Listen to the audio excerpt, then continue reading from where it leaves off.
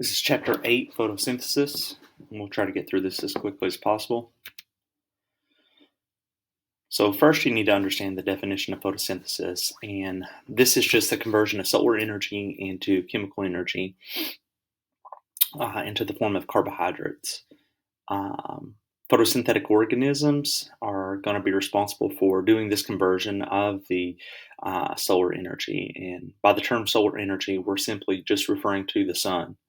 And these organisms are called autotrophs. And these are important to know as they'll show up on an exam. But the autotrophs will be all the following. There will be plants such as algae, cyanobacteria, things of that sort. Um, I thought this was interesting. Each year, photosynthesizing organisms produce over 150 billion carbohydrates, 150 billion metric tons of carbohydrates. So, again, um, knowing that autotrophs are plants, algae, and cyanobacteria. And here I have a picture of some autotrophs. Autotrophs are um, these organisms that produce this inorganic substances and convert light energy into chemical energy. This is called chemosynthesis. Um, so, with some exceptions, it is possible to trace the majority of food chains back to photosynthetic organisms. In other words, producers, which can synthesize carbohydrates, feed not only themselves but also consumers, which must take in preformed organic molecules. Collectively, consumers are heterotrophs. So you have the autotrophs, which are producers, and then you have the consumers, which we are. And you could technically call us heterotrophs because we obtain the energy through the intake of these carbohydrates, which were previously photosynthesized. Both autotrophs and heterotrophs use organic molecules produced by photosynthesis as a source of building blocks for growth and repair and a source of chemical energy for cellular work. Photosynthesis in the flowering plant. So again, we know the definition of photosynthesis is taking this chemical energy in the form of solar energy, or I'm sorry, taking the solar energy in the form of sunlight and converting it into chemical energy in the form of carbohydrates.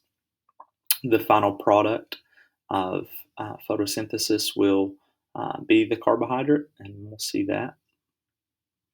Photosynthesis takes place in the green portions of the plant in a specialized cell made for photosynthesis.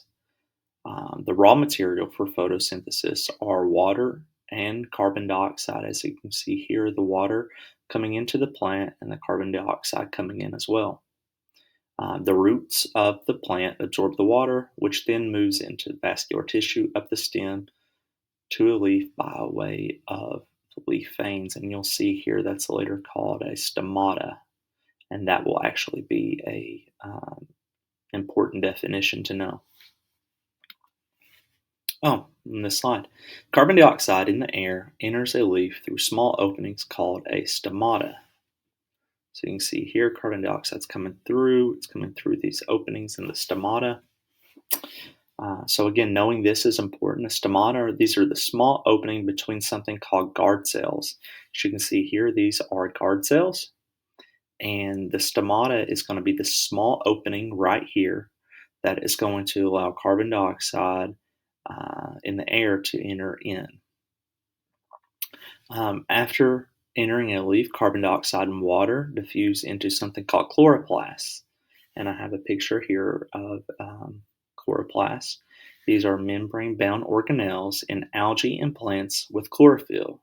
Have you guys heard of chlorophyll? I'm sure if you've watched Billy Madison, you kind of know what I'm referring to. Chlorophyll contains membranous thylakoids. These thylakoids right here stack and form something called granum. And again, knowing all these definitions are important. And this is where photosynthesis takes place within these specialized cells. So I'm going to just go through these really quickly. So again, we have two sets of guard cells, and we have a small opening here called the stomata. And the stomata is what carbon dioxide diffuses through. And knowing that the stomata, um, what it does, is very important. That'll show up on an exam. And knowing that the chloroplast is where photosynthesis takes place is important to know as well. As you can see here, we have these thylakoids, which are flattened membranous sacs. That's important. And knowing that when the thylakoids stack together, they are then referred to as granum. And knowing that this aqueous fluid in here is known as stroma. These are all very important. It's also important to know that the majority of energy synthesis takes place within two types of organelles. Do you guys know what that is? Within animals, it's the mitochondria, right? The powerhouse of the cell. And analogous to the mitochondria within plants is the chloroplast. So here we'll just go a little bit further into detail. A double membrane surrounds a chloroplast and it's filled with fluid-filled interior, which is called the stroma. And again, we saw that on the previous slide, but we'll see that again here. A different membrane system within the stroma forms flattened sacs called thylakoids. And we saw the thylakoids previously on the previous slide. In some places, thylakoids are flattened to form grana. Like we can see here, you see the grana here, you see the granule thylakoids, which are just these singular intramembranous sacs, and whenever they stack together, we call them granum.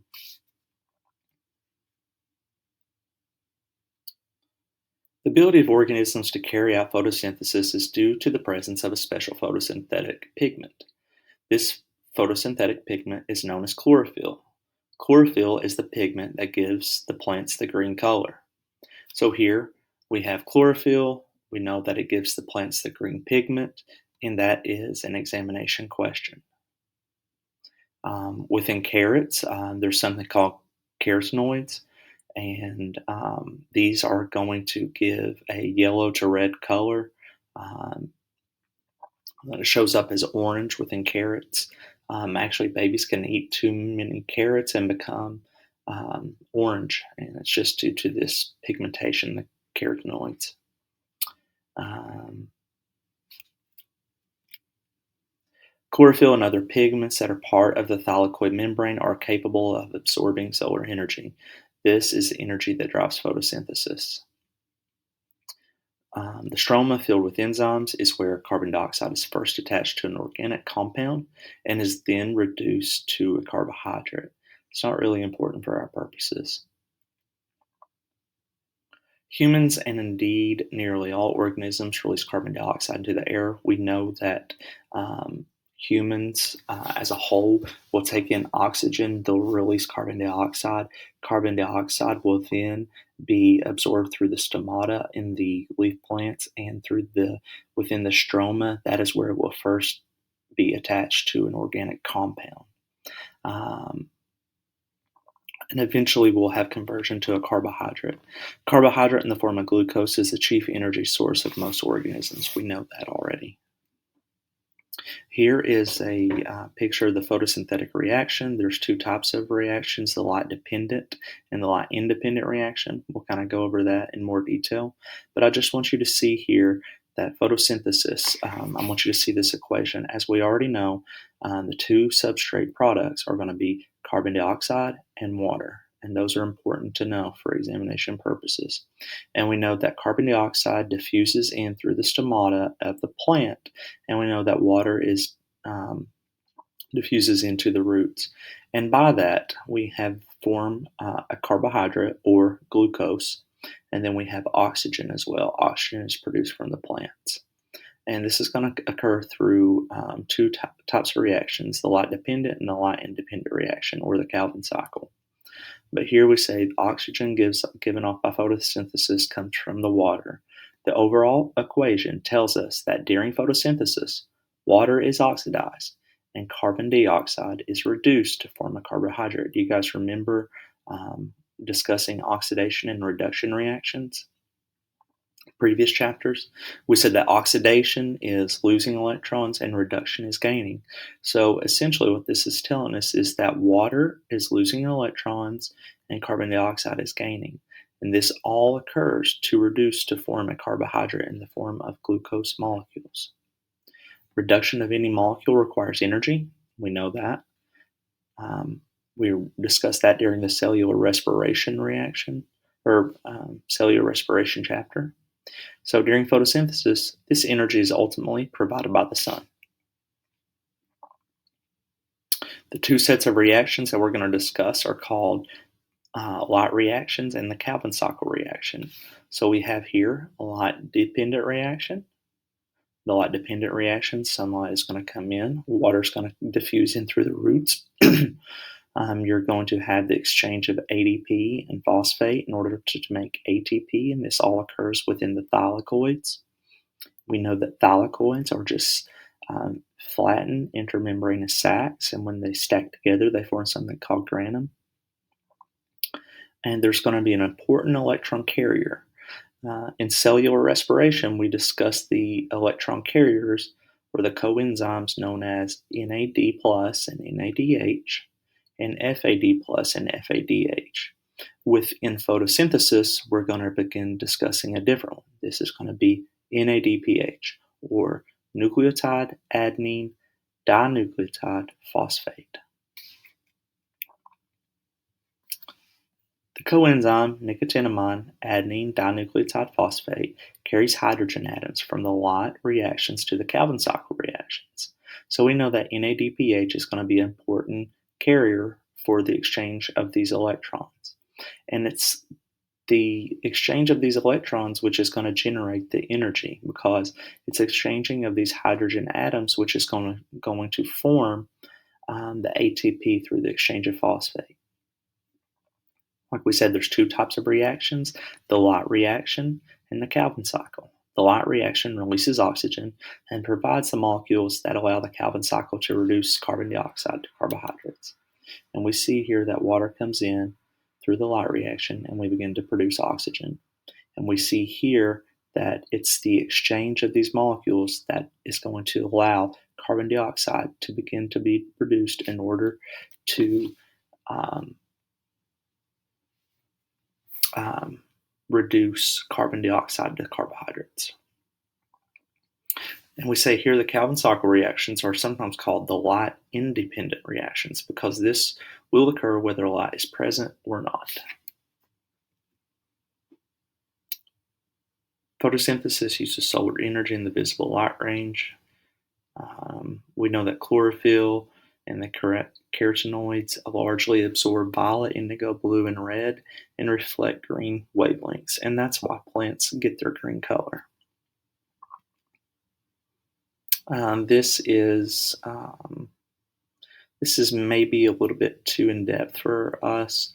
I just want you to realize that photosynthesis begins when pigment complexes within photosystem 1 and photosystem 2. These are just going to be, essentially, these are going to be carrier proteins right here.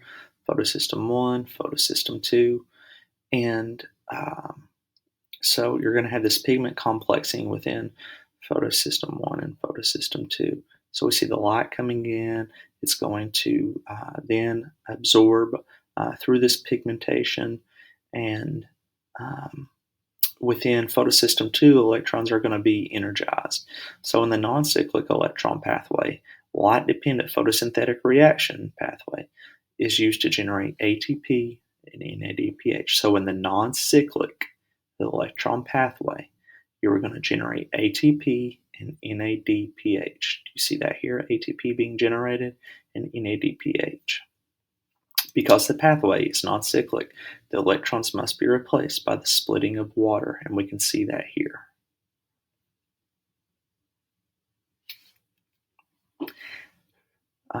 As electrons pass through the electron transport chain, they help establish a hydrogen ion gradient. The electrons energized in photosystem 1 pass to NAD+, which becomes NADPH, and we can see that here. You can see hydrogen coming in, and you can see this hydrogen being passed on, and you're going to get this NADPH. And as hydrogen is being passed on, it's creating a gradient in order to be passed on from photosystem 2 to photosystem 1.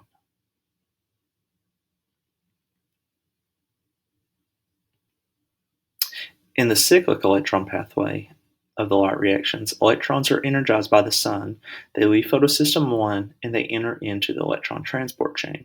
So this requires the cycling of electrons. There's alternate forms of light-dependent reactions in photosynthesis that does not produce NADPH. There's no NADPH produced here. Whereas within the non-cyclic electron pathway, there is NADPH produced. There's something here called carbon dioxide fixation. This is the process by which carbon dioxide gas is attached to an organic compound in photosynthesis. This occurs in the Calvin cycle reaction. This also occurs through a specific enzyme called Ru-BP carboxylase. Not really important for our purposes. There are some alternate pathways for photosynthesis that I've included here. But for our purposes, we'll focus on the basics. I do want you to know the difference between photosynthesis versus cellular respiration. Both in photosynthesis and cellular respiration, we utilize an electron transport chain as well as ATP synthesis. If you can remember, within the electron transport chain, that was located within the mitochondria. Essentially, here, within the chloroplast, we are going to be using the electron transport chain in ATP synthesis. I do want you to notice the difference as well here. Photosynthesis reduces carbon dioxide. However, cellular respiration oxidizes a carbohydrate and carbon dioxide is given off. Oxygen is reduced to water. So knowing that oxygen is reduced to water and knowing that there's oxidation of water to release oxygen within cellular respiration. Or I'm sorry, photosynthesis. Thank you so much.